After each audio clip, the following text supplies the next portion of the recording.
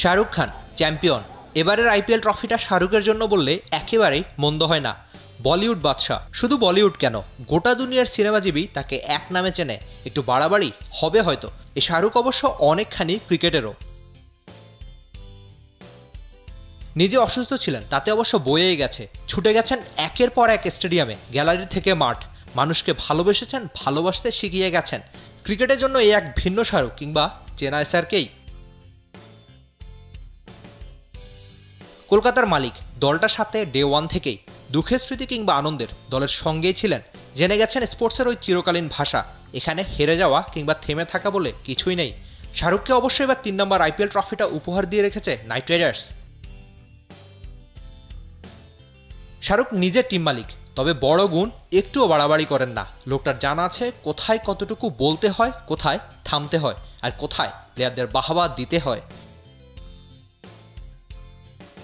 অসংখ্য মানুষ কেবল এই শাহরুখের জন্যই কলকাতা দলটাকে ভালোবাসে।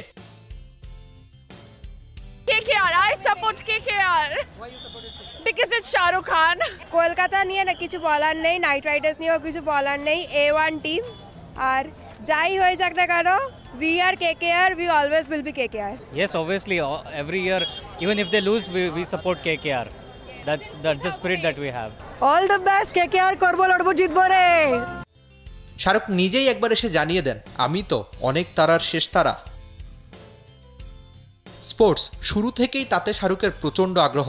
কলেজে খেলতে গিয়ে হুট করে ইনজুরিতে পড়া, তারপর আর খেলাটাই হয়নি। তবে এমন একটা ইনজুরি থেকে বলিউডের বাদশা বনে যাওয়া কি দারুণ একটা জার্নি। ক্রিকেট আর বলিউড মিলে বদলে যাওয়া আইপিএলের দরুন ইন্ডিয়ান ক্রিকেটেও তার অবদান তো অনেকখানি।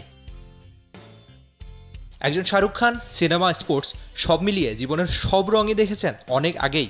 এবার সাক্ষী থাকলো তার 3 নম্বর আইপিএল ট্রফিটাও।